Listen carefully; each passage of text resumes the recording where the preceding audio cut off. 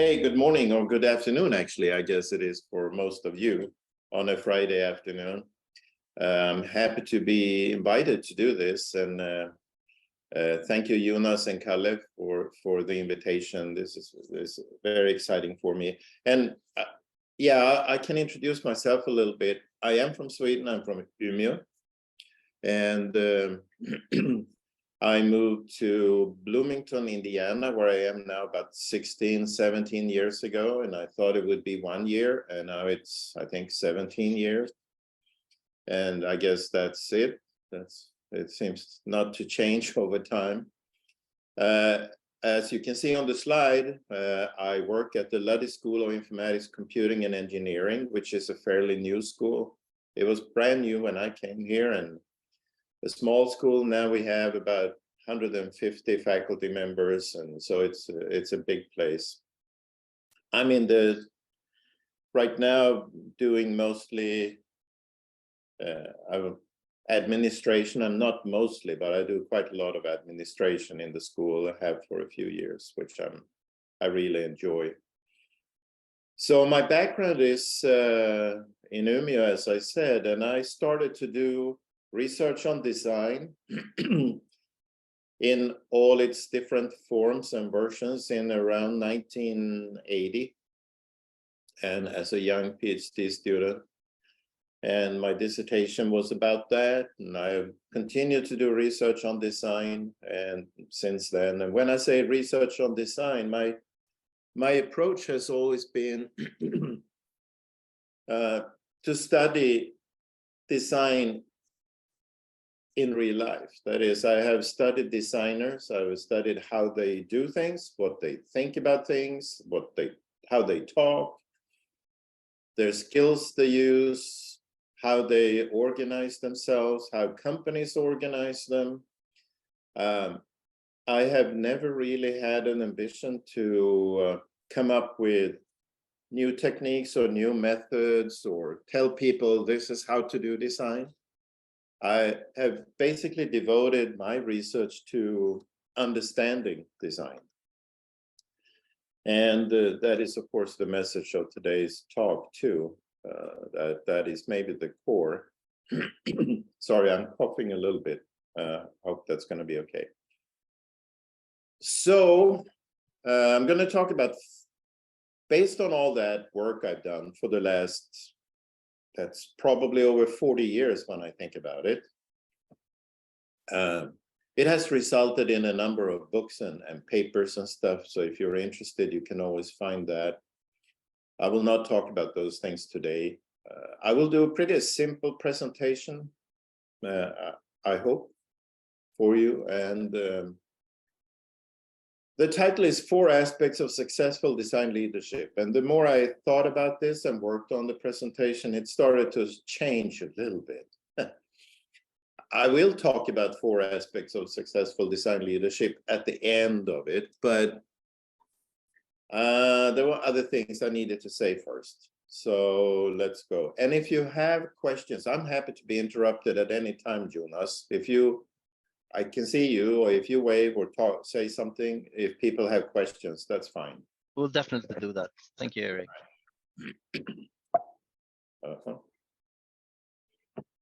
So here is basically my little plan for today. Who I am, I think we've done that already.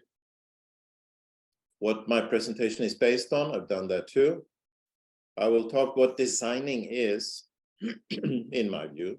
I will talk about successful design leadership, and a little bit about organizational design competence, which is kind of the ending point of this way of thinking that I'm presenting. So here's the overall idea. So if you get tired after a few minutes, you can just stay with this slide, and then you're done, okay? The overall idea is that to succeed with designing, and when I talk about designing here, I mean the activity to do design, the design process, design work. I'm not talking about design as objects. I'm not talking about design history. I'm not talking about other aspects of design. I'm talking about the process of doing design. So to succeed with designing, we need to understand design as an approach to intentional change. And I'm going to come back to that, why that is important. And we should not necessarily understand it as a step-by-step process, but as one of the main human traditions to organize and achieve change. This doesn't sound so interesting maybe, or special, but this is really what I think my work have led to and have convinced me about what is the way to succeed as a designer and as a design leader. So let's see. So I'm going to talk about designing. So first of all, when I talk about design, I think about it as something very big, very abstract. It's not this step-by-step process that where you go through different things to produce something. I think about design as a big, big approach among many.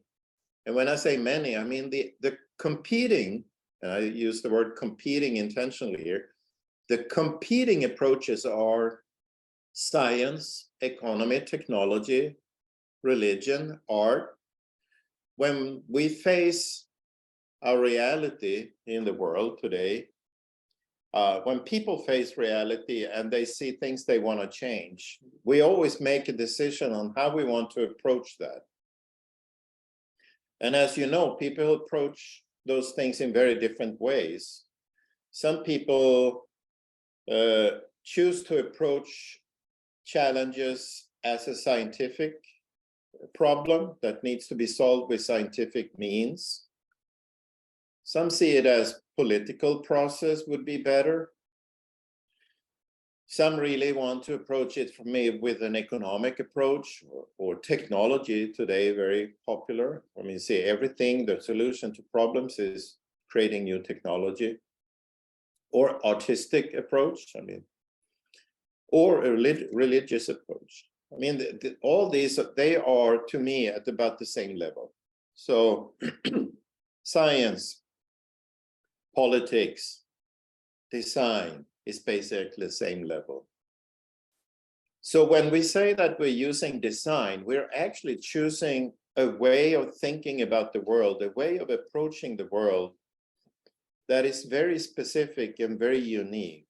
And we do that. When we do that, we also decide that we're not going to use the other approaches necessarily. And this is where things get a little complicated for a lot of people, because if you're not really thinking in these terms, a lot of people end up with mixing a lot of different traditions. They may approach something and they decide they use ways of thinking from more than one approach. And maybe they use scientific thinking together with technology thinking, together with artistic thinking, and it becomes very complicated. I'm not saying it doesn't work. Of course, it may work perfectly fine.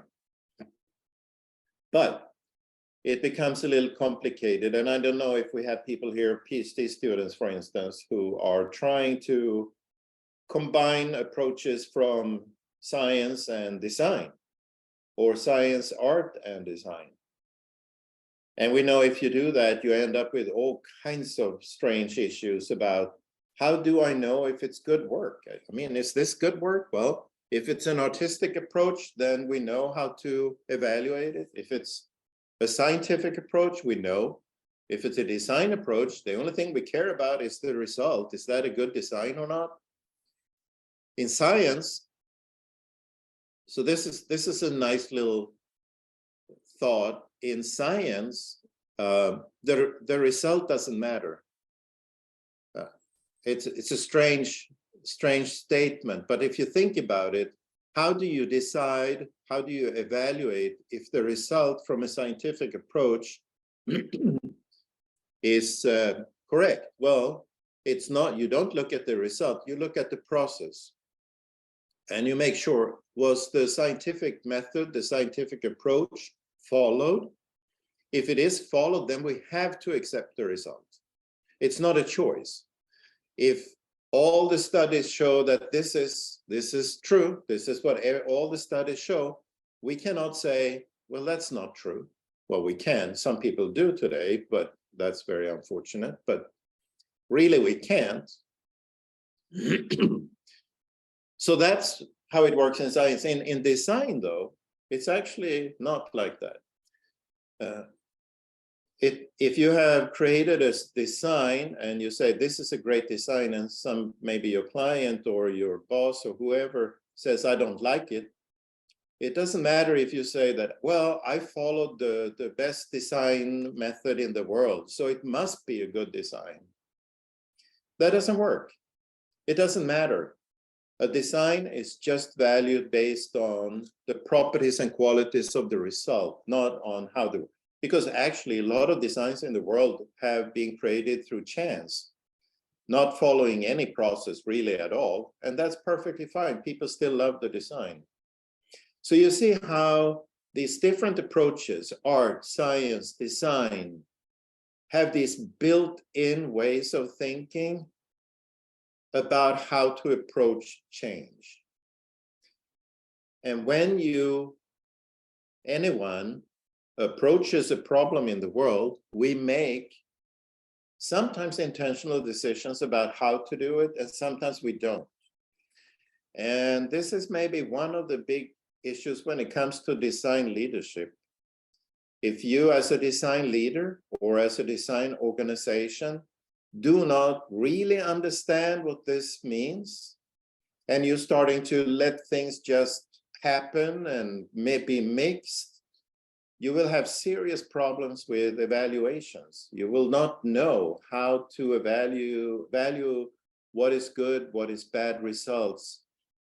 Some people will argue they followed the process. Some people will argue they just came up with a great design. And so you have to understand the design as a tradition of change, okay? All right, that was one slide. All right, moving on. So why do people use design? Well, that's very simple. A lot of people believe that design as an approach delivers unique outcomes. And that is why. I mean, why couldn't we use the scientific approach for everything, or the artistic approach for everything, or a political approach? Well, we know that, well, they work for certain things. A political approach is really good for some. It delivers unique outcomes. Scientific approach is great because it delivers unique outcomes.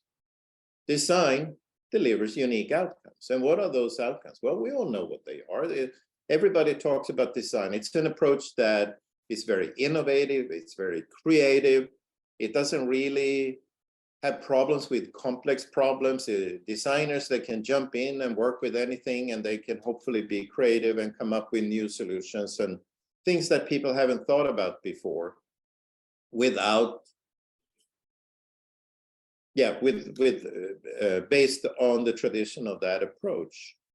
So people choose the approach because they want unique outcomes. They want a specific type of outcome. So that's why it's usually not a good idea to choose design as an approach if you just want small improvements, or you want to manage things, or you want to keep things as they are. You want to stay in a status quo, or you want to keep things as they are.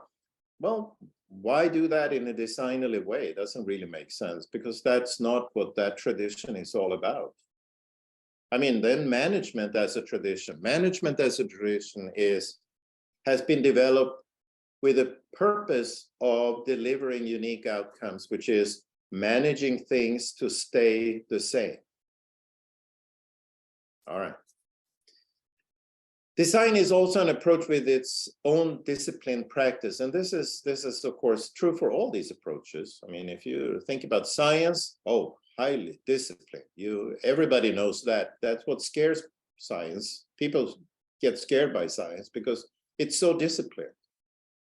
You have to follow methods.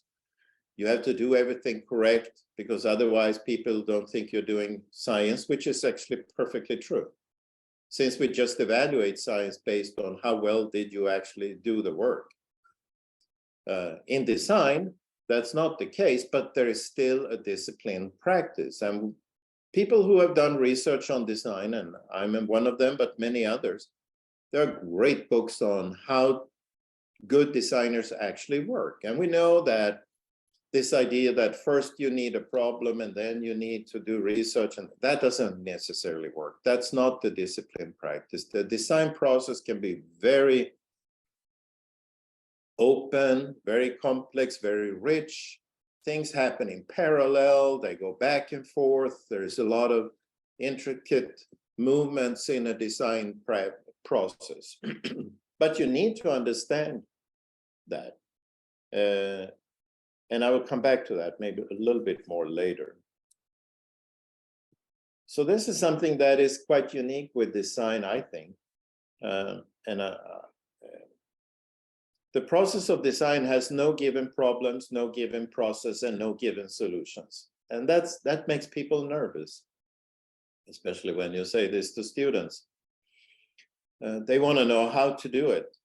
And then you say, no, there is no how to do it. There's a lot of things you can understand about design. You really need to understand design, but there is not a one given way of doing it. And no given problems. And we know that the question that good designers, sometimes is like the golden question from designers is, as soon as someone tells them to do something, we have a problem here, the designer says, I'm not so sure that is the problem. And that's how good designers work. They don't accept anything given. They don't accept that the problem is the problem. They don't accept the design brief as given. They don't accept what people tell them as necessarily the background or the foundation for the work they're going to do. So there is no given problem. You have to look into it. You have to struggle with it. Maybe you even have to design things first to understand how the situation is right now. And again, there is no given process. And that's just simple to me. I mean, because sometimes you have to start with ideas. Sometimes you have to start with doing some research. Sometimes you have to start with stealing an idea from other companies. Sometimes, I mean, there is no given way of doing it. You can do it in any way. There are a lot of disciplined ways of working within that, but that doesn't define the process in some way.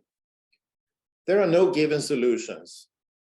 And that is, again, when you work with students, try to teach design to students, this makes them nervous because how do I know I'm doing good design? Well, if there is no given process and there is no given solution, how do I know I am doing anything good? Well, that's just how it is. You have to come up with solutions. You have to argue for solutions. You have to advocate. You have to educate. That's what designers do. They educate people. They advocate for their solutions. You have to convince people that this is a good solution. You cannot, again, there is not any measure. It's not that.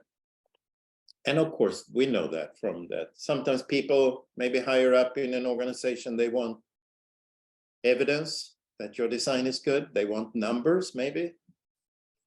And that may not always work so well. So this is a very simple little slide that has enormous consequences, really, for how you think about design.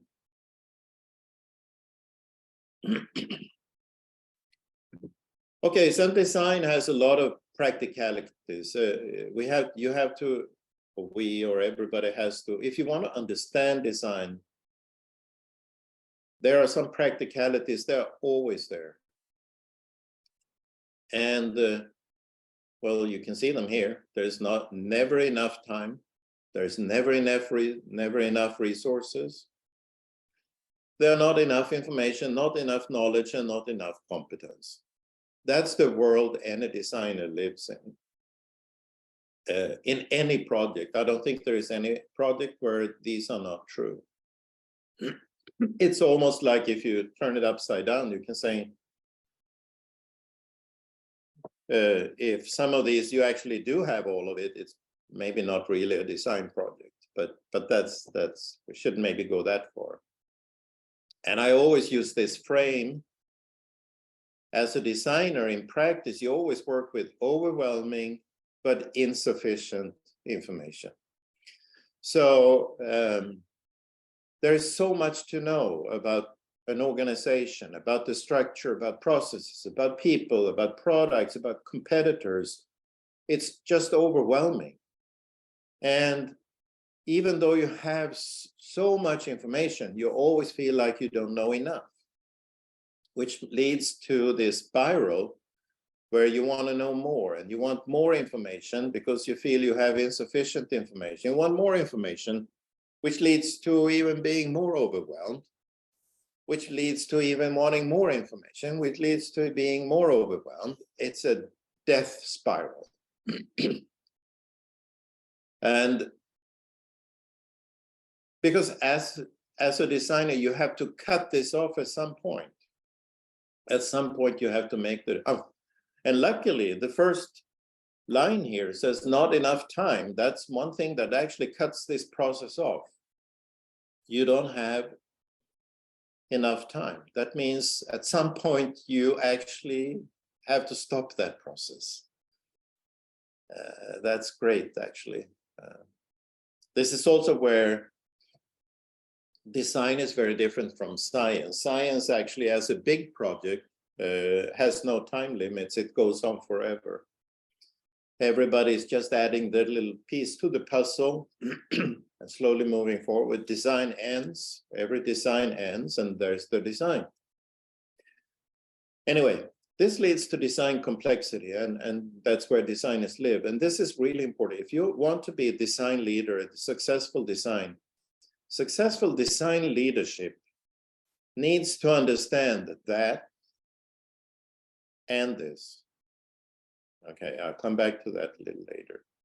Because if you don't understand these things, you will put designers and people in an organization in positions where they can't really work in a designerly way. And if they can't work in a designerly way, they will not be successful. And then design will be seen as a not very efficient approach. So, yeah. So this complexity, this overwhelming complexity, can only be handled by judgment. And that's, to me, this is the key. This is the superpower of designers. Not just designers, but for designers, it's just inevitable. The superpower is to use your own judgment. That's true for design leadership. It's true for individual designers. It's true for design teams. You have to, when you face overwhelming information, overwhelming complexity, and you don't have enough knowledge, you have to move on. And how do you move on? You move on by using your judgment. Because judgment is a superpower in the sense that it actually cuts through everything and you make a decision. How do you know you make the right decision?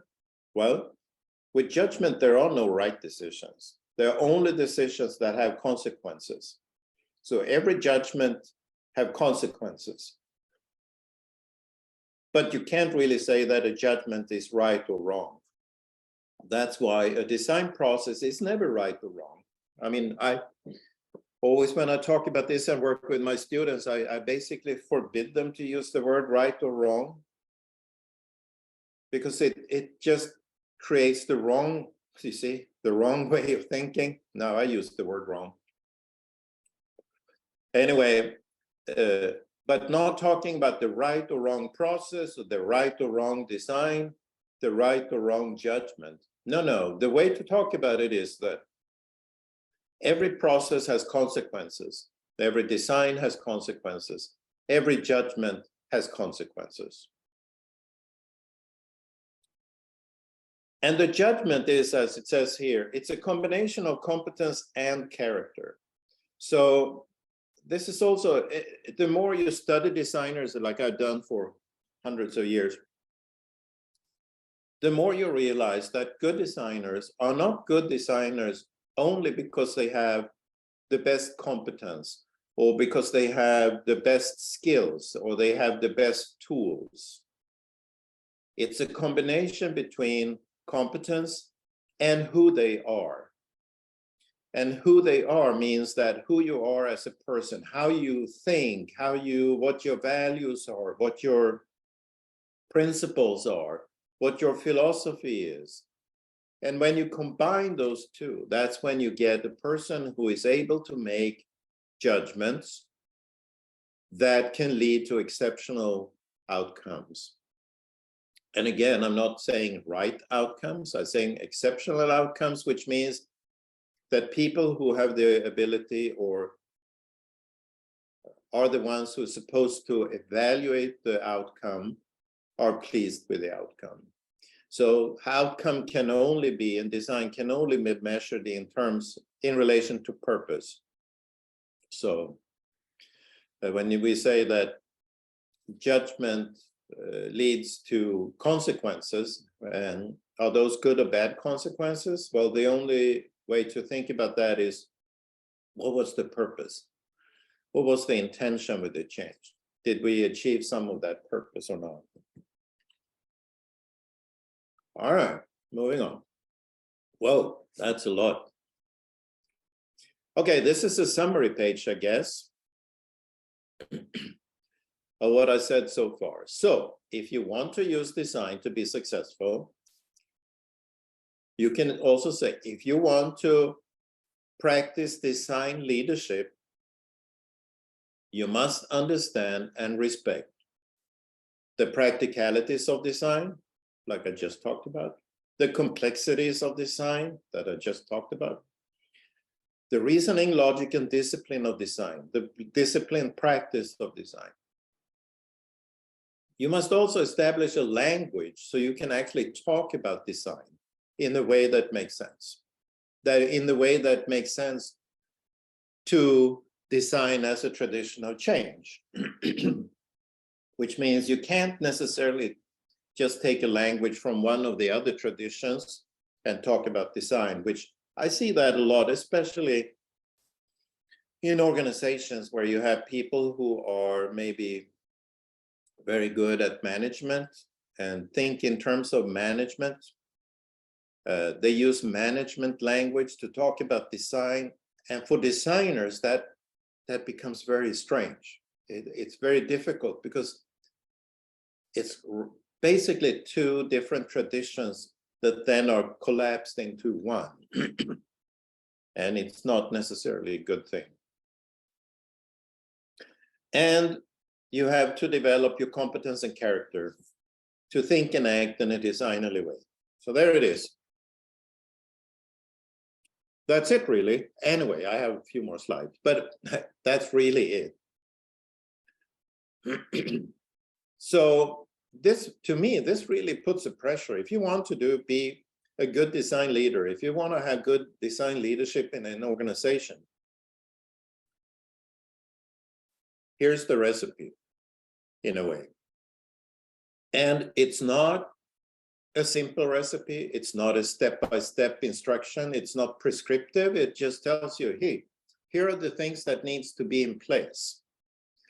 Are they in place? That's the question. Let's see what here is. So combine, if you combine what I've just been talking about, you can translate this slide with the earlier slides. Sorry. Then you can summarize it in a way like this. And that's where the four aspects come. Four aspects of successful design leadership. And this is leadership in a very broad meaning. So it's not design leadership. I like to think about it as it's design leadership on an individual level. So it can be really how I am my own leader, how I lead myself as a designer on a personal level. It can be design leadership in a team. It can be design leadership in a division or a section of an organization, or it can be a whole organization. So the same, to me, the same advice has to be in place for all these different levels. So here it says, creating a design culture that is in line with the nature of designing, that supports real design processes, that encourages team and individuals to improve as designers. This is all, again, a summary of what I already talked about. So creating a design culture, that means, that ties back to this idea that you have to understand design as one of those big traditions of change. I have seen in my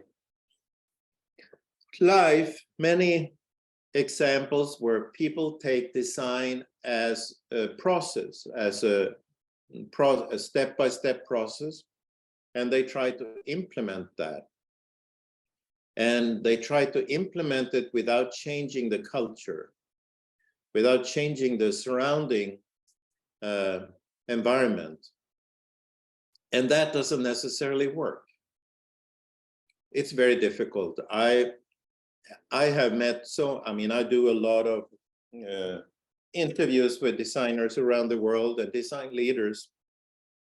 And one of the things you hear a lot is especially from designers at mid-level, who are very frustrated. They are able to run design with their team, but they don't feel supported by the organization.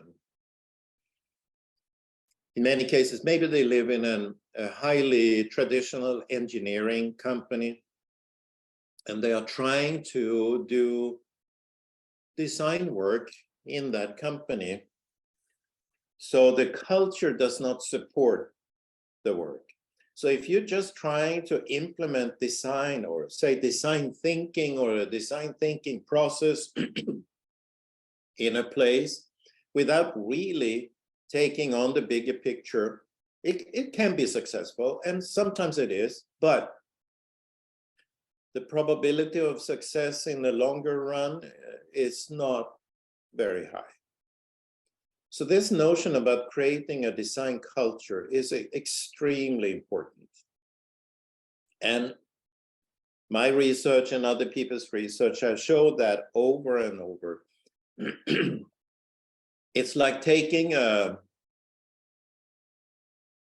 you can think about it with other traditions. It kind of becomes more clear. I mean, if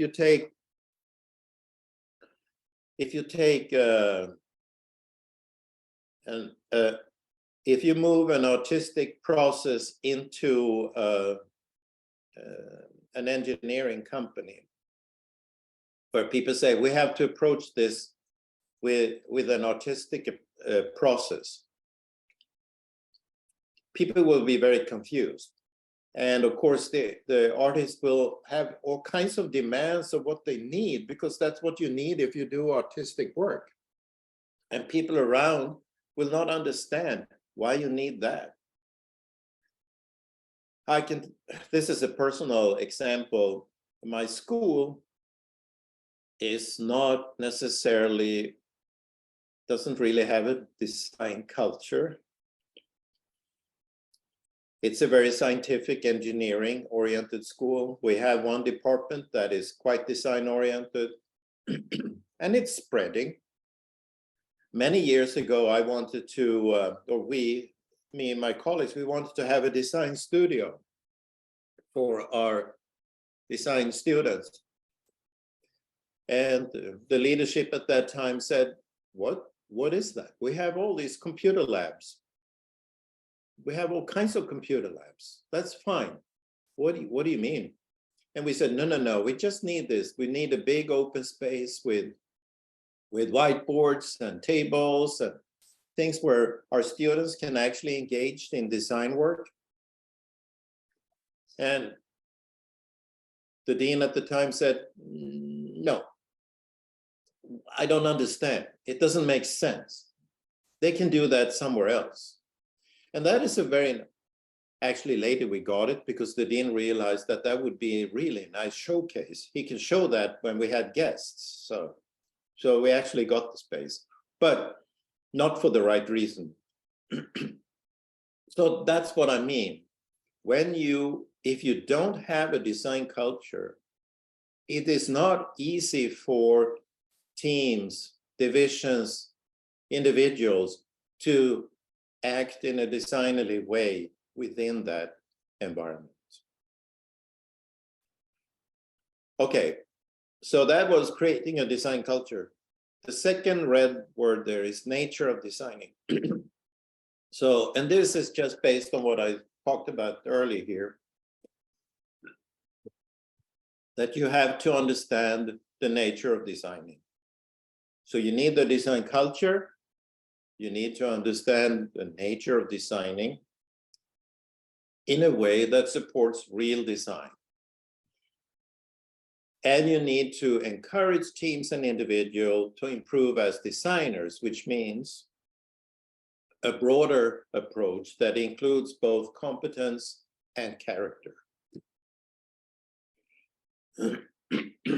I'm so sorry, my voice is not good today. But anyway, so these are the 4 things you need to do. You need to, number 1, if you want to develop strong design leadership in any organization, small or big, or as a team or an individual, you need to make sure that you have a deep foundational understanding of design. What is design? What is the purpose of having design? The purpose is to use design because it can deliver unique outcomes. Okay, that's the purpose. So you pick design because you need unique outcomes. I see people who apply design thinking to all kinds of problems that are not necessary, where they don't necessarily expect design outcomes. They expect other outcomes, and then they complain that the process doesn't work, which is a little silly if you ask me, but hey, that's what people do. Number 2, you need to understand the design process. So the nature of design is not the same as the design process. Nature of designing is to understand that as a tradition. What is the purpose? What are we trying to do? How does it relate to these other traditions? All that, the design culture. The design process is, how do designers actually work? What do they do? And we know that, and most of you know that already. I mean, what is it that is unique with designers? Well, first is they never accept the problem as given. They always sketch and they draft and they try things out and they explore and they work highly creative. They experiment a lot with things. They do crazy stuff. They do a lot of research. And they do this in some kind of strange mix that from someone from the outside look like they don't know what they're doing. Which is a big problem for people in organizations. If you want to do real design work, and for people who do not understand designing, it looks like these weird designers, they are just running around doing irrational stuff. And it doesn't make sense to them. And since it doesn't make sense, they can't really see the value of it too, either. So designers need to feel safe. They need to be safe and protected so they can do the work they need to do in the way they have to do it and feel safe and protected. There are so many designers out there today in all kinds of companies that are trying to do design work kind of in secret, because if people saw what they were doing, they would be very suspicious of their work, because they don't feel safe and secure. They don't feel protected. It's like in any company. If you want to do good work, you need to feel that the environment, the surrounding environment, is actually protecting and supporting you. So that this is where this becomes a little tricky for design leadership, because it means that as someone who is going to lead design organizations or design in organizations, you have to be able to create that safe environment. And it's almost only possible to do if you understand design in this way that I talked about it. You can do it. I've seen examples where people have been really good at protecting and making designers feel safe without necessarily understanding design, the design process and all these things, but they do understand that it's a different way of working, and they make it possible for them to do their work and feel safe. So you have to, number 3, leaders have to create a design culture. And that design culture is based on number 1 and number 2. They have to, based on understanding of design and the process, they have to create that culture that makes designers feel safe and protected.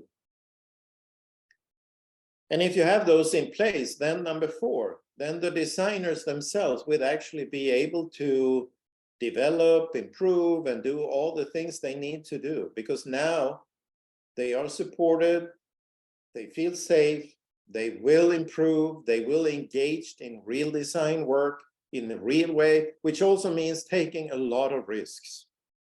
I forgot to mention that, but design means risk. Design is dangerous. Design fails a lot. To do design means you need a lot of courage. If you try to play it safe, you're probably not doing good design work. So that's why if a designer doesn't feel safe, they can't take those risks because they're trying to protect themselves. And then the process will not really be a good design process, and probably not with good results. Okay, almost done.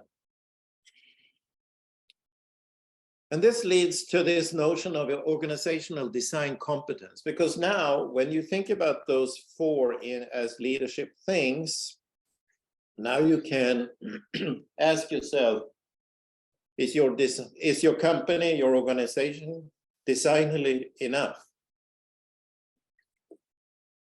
This is something I've done with many organizations over the years. And you can use, I mean, I said here, design maturity assessment. That means you go in and you kind of evaluate the design culture. At what level is this company or organization? Are they a beginner organization? Are they at the very low organizational design competence, or at the very high? What does it mean? How do you measure that? And there are a lot of ways of doing that. There are actually a lot of design maturity models out there too that people can use. So this is a question that I think most companies should ask themselves, and a lot of leaders should ask themselves. The answer is not always, well, is your company designerly enough? I mean, the answer can be yes, and it can be very, very low level of design competence, but that may be okay for that type of company.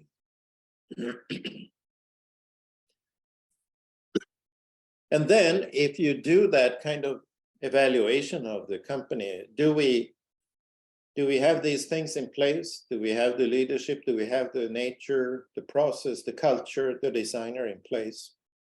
At what level? And if not, what do we have to do? So how do we design and implement support? What fashion is that? And of course, this is a design process. So there is no given problem, there is no given process, there is no given solution. I mean, every company, organization needs to do that in their own way.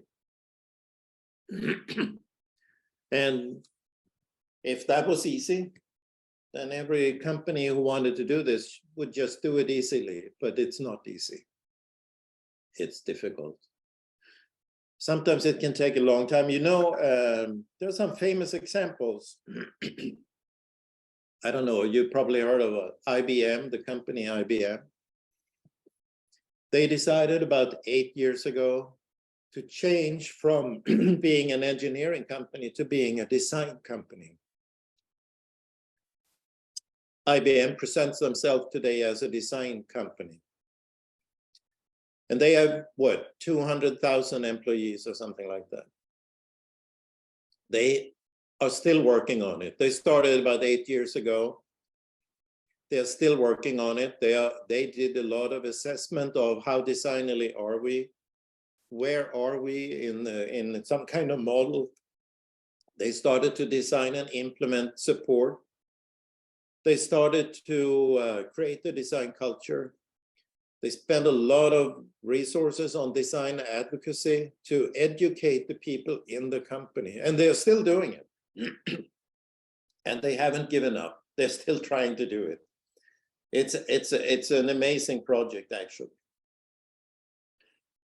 That's an example where an organization are trying to do that. Are they going to be successful? I don't know. I mean, they don't probably know. It has had a lot of consequences over the years, but they're still doing it. So probably they think it's worth it. That's my guess. So that's what this organizational design competence is all about. And that's where design leadership comes in. Design leadership is really managing organizational design competence. And I'm not anyone who advocate every company organization to be a design organization. That's not what this is.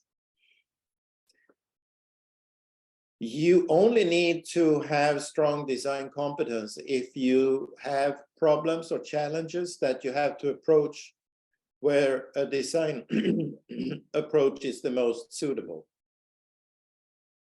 In many cases, these other traditions are maybe more suitable. I mean, that's why we have companies that are heavily engineering oriented. We have companies that are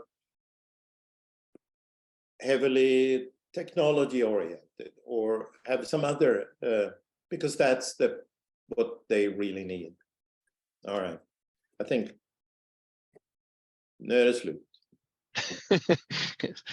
Thank you, Erik.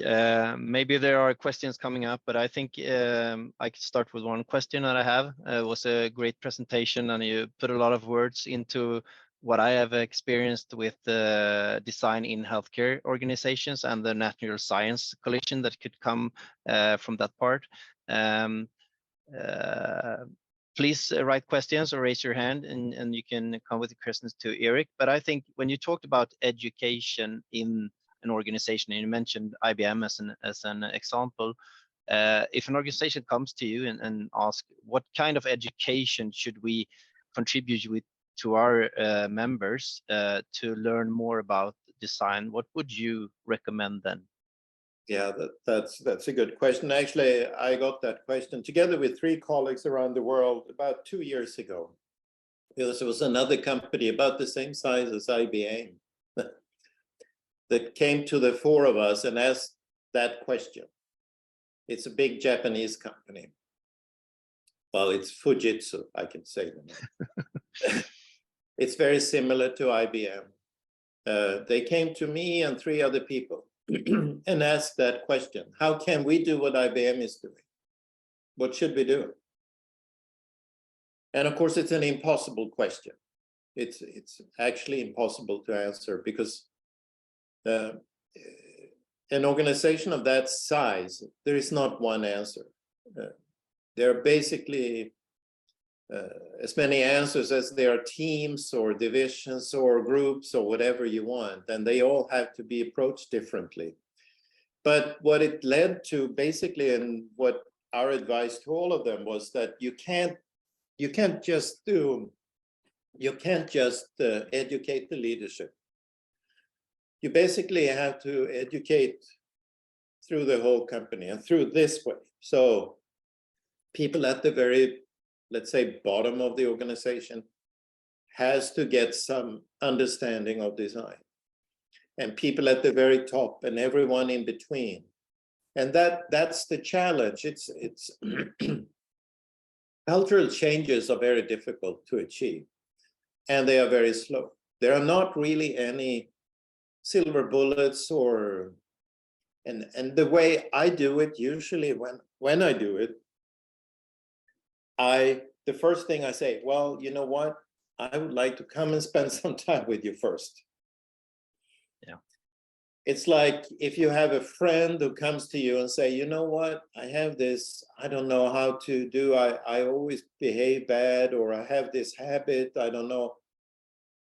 Well, in most cases, you want to ask a lot of questions before you give an advice, because you do really need to understand what is it that behind this behavior, what is behind this habit, what is the existing culture. You need to understand the existing culture before you can introduce a new culture. Yeah. And I think we have had one also on the education part in the chat here, that we can make the people watch this presentations that you had, Erik. So that was a good, I think, compliment to what you have been saying.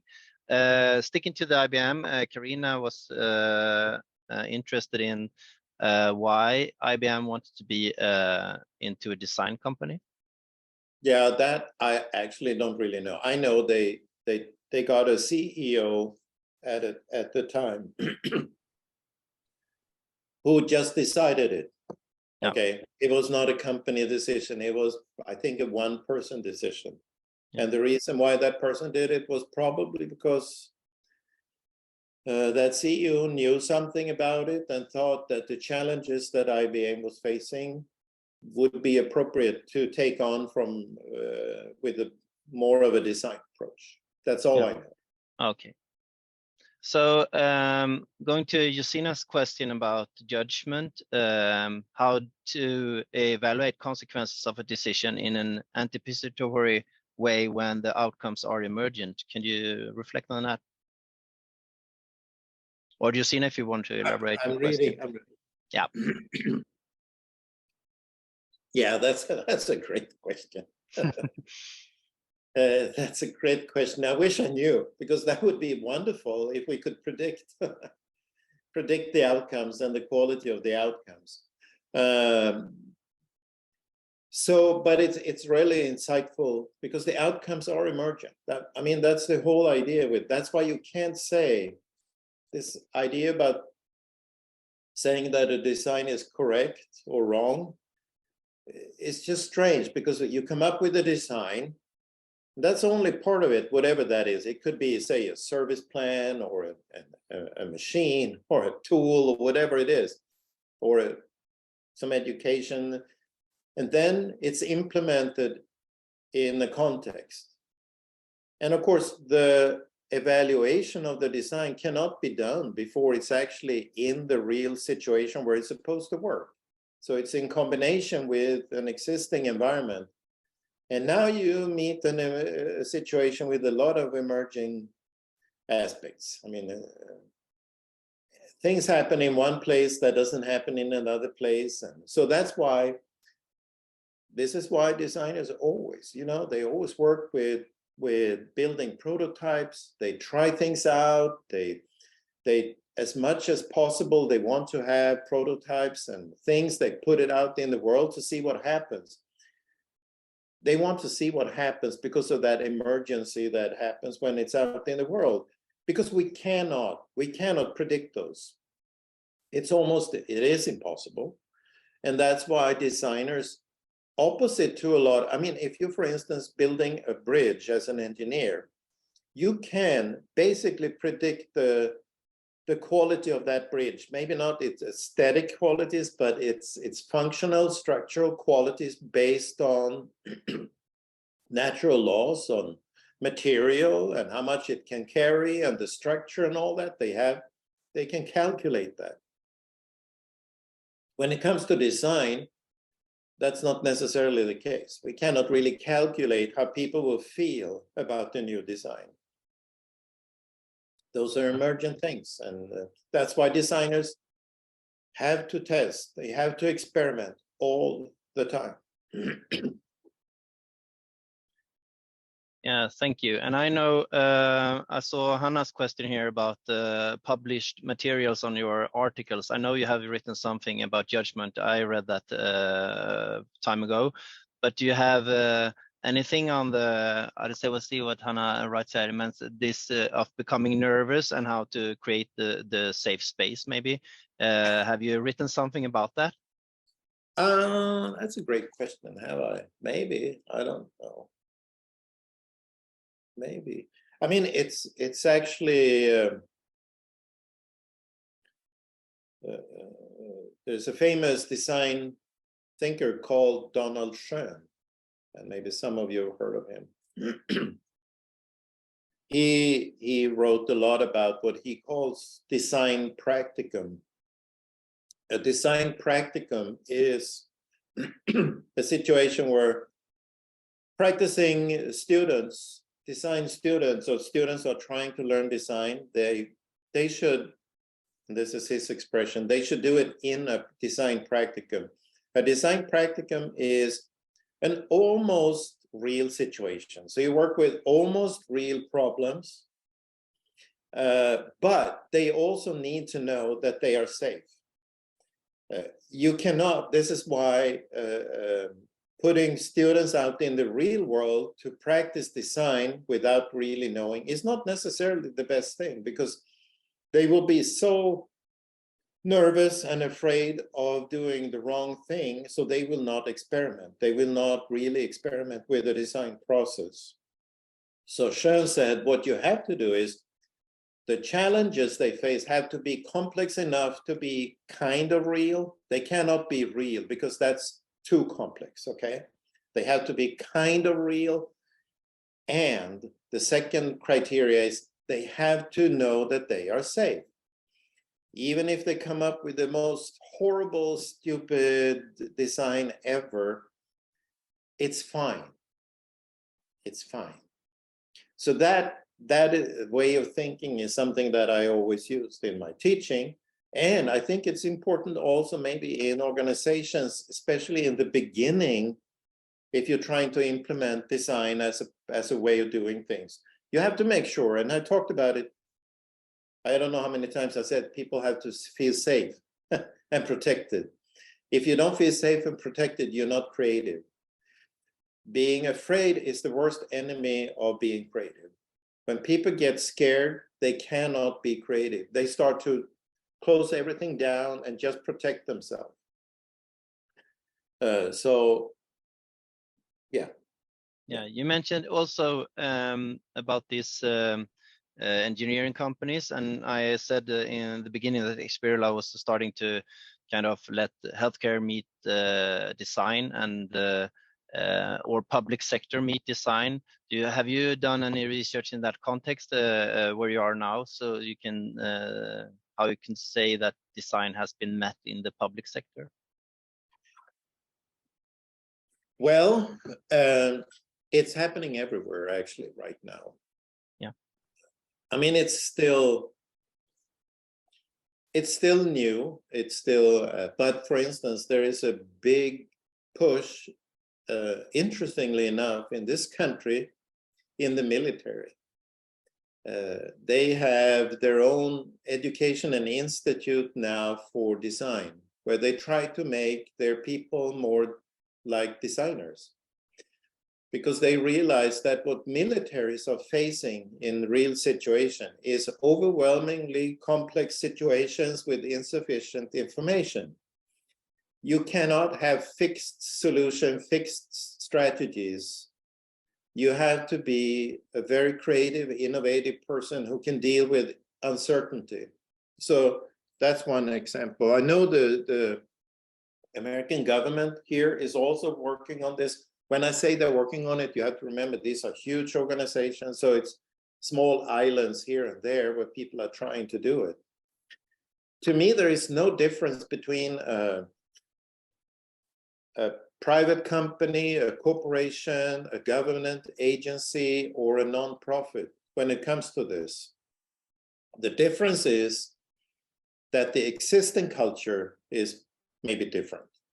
So the transformation from the existing culture to a design culture can look different, but it's not necessarily based on if it's a company or a non-profit or a government. It's much more based on what is the previous existing culture. So you can have say in government, you can have an existing culture that is very management oriented, or you can have one that is very service oriented, or you can have one that is very technology oriented. So of course, for those different cultures, changing to design culture means different things. Yeah, but do you see, and maybe you will shout out now, Justina, I will try to kind of pick up your other question on, you talked initially about the competing things around other ways to handle problems maybe, or finding solutions, but do you see any risk that design culture can take over or raising other cultures? And is there a way that you said, any thoughts on how to this can be responsibly addressed? Yeah, no, I don't think that's a problem today. At all, actually, to be honest. What I do see as a big problem, and I have seen that for quite a few years now, is organization taking on design. They have read about it, they heard about it, they hear that it's probably exciting, and they try to do it. And they try to do it without really doing it close to what I've described. What they do is they maybe take a step-by-step process or a method they've read in the magazine. Or people take an afternoon workshop on design thinking. Then they go back in the company and they try to apply this. And it doesn't really lead to anything. And then the thought of that is in the company that, oh, this whole thing about design is just mumbo jumbo. It doesn't work. We tried it. It didn't work. Yeah. And now you have a backlash. And that's unfortunate. I've already seen that in certain places. But is the problem then that you could have, if you show, for example, now I'm taking in the double diamond, you show the process of design and you try to kind of make it concrete for people who doesn't know what design is. On the other hand, if you don't do that, it's too abstract and you that makes kind of fluffy. Exactly. You have to do both. Yeah. You have to do both. And just showing that, say, the double diamond and say, hey, this is how you work. And without really knowing why we're doing this, what is the overall purpose of using design? What is the unique outcomes? How does it actually work? Then you start to just apply a method without really understanding what you're doing. It's like, you know, you can still do good work. I'm not saying that. It can still be good work. It's like in mathematics, many of you maybe know that in mathematics, you can solve a lot of problems by using a formula without necessarily understanding the formula. Yeah. And that works in some way. But the problem with that is you don't really know when to apply the formula, to what kind of problems to apply the formula, when it's beneficial to do it and when it's not. And to me, that is about the same thing. If you take a simplistic model like that and you start to apply it left and right, Sometimes it may work fine because it actually works. But in other cases, it may be a disaster because it was not, it doesn't really work at all because the background is not there. The foundation is not there. Yeah, thank you. I think we are running up on time for this seminar. I'm not sure if we have, I will look into if I have one more question we can have for you before we end this. I don't know, Kalle, you have quite a long question here. I tried to read it and you can think about it a little bit, Erik. It seems to me that every prototype is okay to test from your opinion. My experience is that designers sometimes make themselves irrelevant when the organization by testing prototypes that are way too far from the vision of that specific organization. Testing prototypes that are focusing on something totally different from that problem the actual organization is focused on. Yeah. Do you have any reflection on that? Oh yeah, well that happens. And this is when there is also a little bit of hubris when it comes to designers. In many cases, designers think they are better than other people and they can see the real world and other people can't. If you do that in an organization that doesn't have a design culture, you put yourself up for failure because you can't go against the whole organization by saying, everyone here, you all wrong, stupid people. Hey, we know what the problem is and we have a good solution. If that doesn't align with a bigger thinking, of course it's going to fail, of course. So to me, that's just bad design behavior. I don't think that word was the one I would like to end with. But I get your point, Erik, and I think you have kind of anyway put a lot of answers on my question, right or wrong, I don't know, but a lot of questions have been answered by you on the feelings I have around design and design leadership. So I would like to thank you on behalf of the audience and on behalf of Experio Lab and Kalle and me. Thank you very much for attending to this seminar. And I hope we will see you again sometime. And I will dig into your quite a large portfolio on articles and books. Thank you, Erik, for today. Thank you very much. It's been my pleasure. And if ever anyone is interested in anything, just write to me. I promise I will reply.